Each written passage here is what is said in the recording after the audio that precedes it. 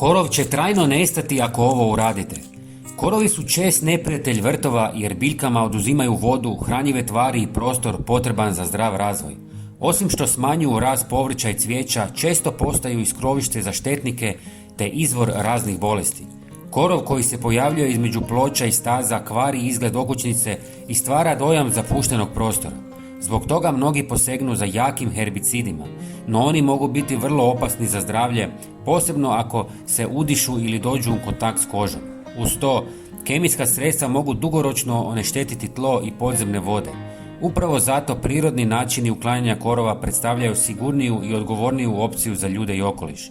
Možda mislite da je dovoljno jednostavno iščupati korov, ali u praksi to rijetko donosi trajno rješenje. Ako u zemlji ostane i mali dio korijena, korov se vrlo brzo ponovo pojavi.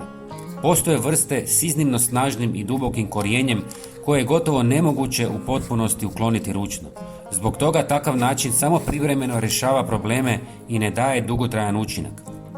Pokazat ću vam nekoliko sastojaka koje možete koristiti pojedinačno ili kombinirati za maksimalan rezultat te pojasniti zašto su baš oni učinkoviti. U posudu ulite 300 ml vode i dodajte isto toliko alkoholnog octa jačine preko 12%.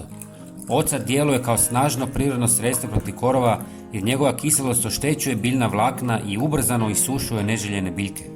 Posebno je učinkovit na mlade izbojke, a prednost mu je jednostavna primjena bez štetnih kemikalija, što ga čini pogodnim za ekološke vrtove. Važno je nanositi ga isključivo na korov jer može negativno utjecati na tlo. Drugi sastojak je 1 žlica obične kuhinjske soli. Sol uništava korov tako što izvlači vlagu iz biljnih stanica, što dovodi do njihova sušenja i propadanja. Djeluje brzo, posebno na mlade i osjetljive biljke. Pazite da je ne nanosite na tlo jer uništava plodnost, njezina upotreba mora biti vrlo ograničena. Posljednji sastojak je žlica jestivog ulja, koja pomaže da se smjesa duže zadrži na listovima korova i tako pojača njezino djelovanje. Ulje omekšava zaštitni sloj biljke, omogućuje da ocat, sol i ostali sastojci lakše prodru u unutrašnjost i učinkovitije djeluju. Dobivenu tekućinu procijedite i ulijte u bocu s raspršivačem.